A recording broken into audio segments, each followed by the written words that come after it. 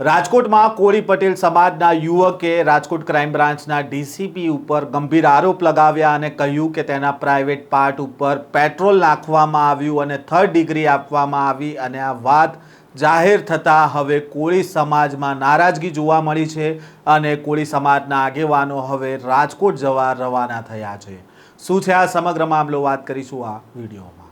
વૈષ્ણવજન તો તેને કહીએ જે પીડ પરાઈ જાનાને રે। નમસ્કાર, નવજીવન ન્યૂઝમાં આપનું સ્વાગત છે। હું છું જયંત દાફડા। રાજકોટમાં એક પત્રકાર ઉપર ફરિયાદ થાય છે અને આ ફરિયાદ કરનાર હોય છે એક બિલ્ડર અને બિલ્ડરે આરોપ લગાવ્યો હતો કે પત્રકાર દ્વારા ખંડણી માંગવામાં આવતી હતી। જો કે આ મામલાને લઈને રાજકોટ ક્રાઇમ બ્રાન્ચ દ્વારા આ પત્રકારની અટકાયત કરવામાં આવે છે। ત્યારબાદ આ પત્રકાર છે તેણે આરોપ લગાવ્યો છે કે પોલીસ દ્વારા તેને ઢોર માર મારવામાં આવ્યો, તેના પ્રાઇવેટ પાર્ટ ઉપર ઇલેક્ટ્રિક કરંટ આપવામાં આવ્યા, સાથે જ તેના પ્રાઇવેટ પાર્ટ પર પેટ્રોલ પણ નાખવામાં આવ્યું અને એટલો માર મારવામાં આવ્યો કે તેનો પગ ફ્રેક્ચર થઈ ગયો અને જ્યારે હોસ્પિટલ તે સારવાર લેવા માટે પહોંચ્યો હતો ત્યારે પોલીસના માણસો ત્યાં આવી ગયા હતા અને ત્યારબાદ તેને સિવિલ હોસ્પિટલમાં લઈ જવામાં આવ્યો અને પોલીસ દ્વારા ત્યાં ડૉક્ટરને પણ ખખડાવવામાં આવ્યા હતા કે જે પ્રકારે આરોપ લગાવવામાં આવ્યા છે તે પ્રકારની ફરિયાદ ન થાય તેવો આરોપ પણ પત્રકાર દ્વારા લગાવવામાં આવ્યો હતો। જો કે ગઈકાલે રાજકોટમાં જિગ્નેશ મેવાણી પહોંચે છે અને એક સભા દરમિયાન તેમણે આ વાતનો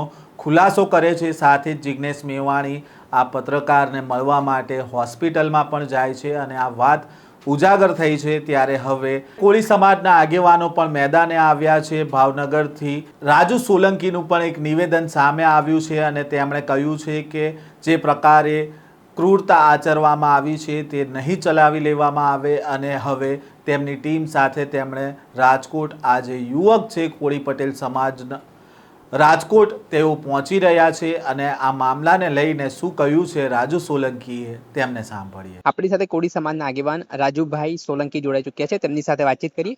રાજુભાઈ, શું કહેશો? એક સમાચાર મળ્યા છે જેમાં ધારાસભ્ય જિગ્નેશ મેવાણીએ કોળી યુવક છે તેમની મુલાકાત કરીને ખૂબ ગંભીર ઘટના કહેવાય રહી છે કે જેમાં એક આઈપીએસ અધિકારીએ બહુ ખરાબ રીતે માર માર્યો હોય તેવા આક્ષેપો આ યુવાન લગાવી રહ્યા છે। શું છે સમગ્ર મામલો?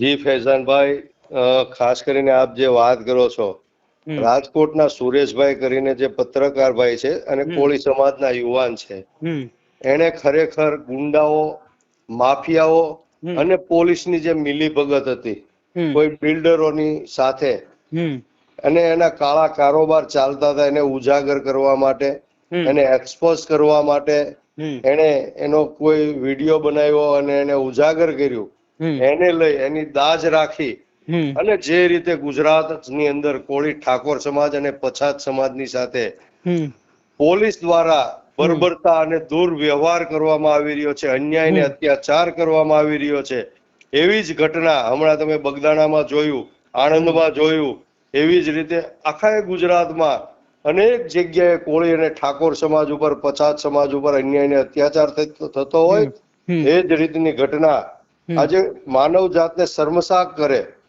માનવ જાતને કલંકિત કરે એ પ્રકારની ઘટના રાજકોટની અંદર થઈ છે। એક પોલીસ અધિકારીઓ ગુંડાની સાથે એની સાથે સાઠગાંઠ કરી અને આવા પત્રકાર જેવા પ્રતિષ્ઠિત યુવાનને ઢોરમાર મારવામાં આવે, અત્યાચાર કરવામાં આવે, એ સિવાય એની સાથે ગુપ્તાંગની અંદર પેટ્રોલ નાખી અને એને ખૂબ જ બેરહેમીથી એને ત્રાસ આપવામાં આવે, શારીરિક ત્રાસ આપવામાં આવે, માનસિક ત્રાસ આપવામાં આવે।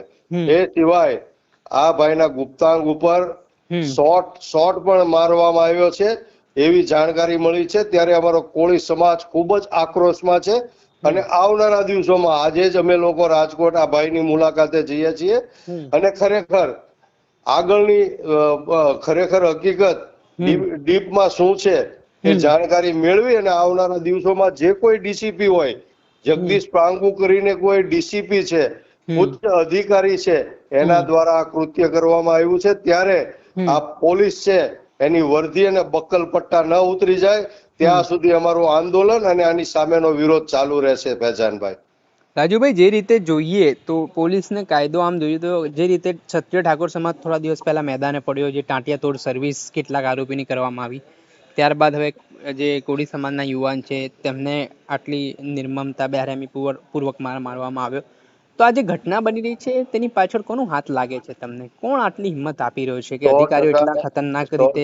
ફૈઝાનભાઈ, 100% આજે ગુજરાતના ગૃહમંત્રી અને ગુજરાતના ડેપ્યુટી સીએમ હર્ષ સંઘવી અવારનવાર ફાંકા ફોજદારી કરવા માટે જાણીતા છે અને ગૃહમંત્રીના નાતે ડાયલોગબાજીઓ કરે છે, ફિલ્મનો ડાયલોગ હોય એ પ્રકારની વાતો કરે છે. કોઈ પણ ચમરબંધીને છોડવામાં નહીં આવે, કાયદો કાયદાનું કામ કરશે, કાયદામાં રહેશો તો ફાયદામાં રહેશો.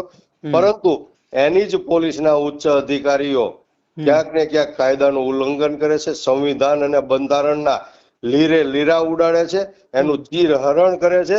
આ પોલીસ અધિકારીઓ જે લોકો જયારે ડ્યુટી જોઈન્ટ કરતા હોય ત્યારે તે લોકો પ્રમાણિકતા નિષ્ઠાની ગીતા ઉપર હાથ રાખીને એને કસમ ખાઈને એની સોગંદ ખાઈને જયારે પાર્ટી ડ્યુટી જોઈન્ટ કરતા હોય, પોતાની ફરજ નિભાવવા માટેના સોગંદો ખાતા હોય, ત્યારે એ જ લોકો પોલીસની ખાખી વર્દીને લજાવતા હોય ત્યારે આવા 80% ગુજરાતની અંદર પોલીસ અધિકારીઓ છે એ ખોટું કરે છે, ભ્રષ્ટાચાર કરે છે અને બુટલેગરો, બુટલેગરો, ખનીજ માફિયાઓ, ભૂમાફિયાઓ, આ તમામ લોકો સાથે, ડ્રગિસ્ટો, આ તમામ સાથે સાઠગાંઠ કરી અને ગુજરાતને ખોખલું કરી નાખ્યું છે, યુવા ધનને ખતમ કરી નાખ્યું છે.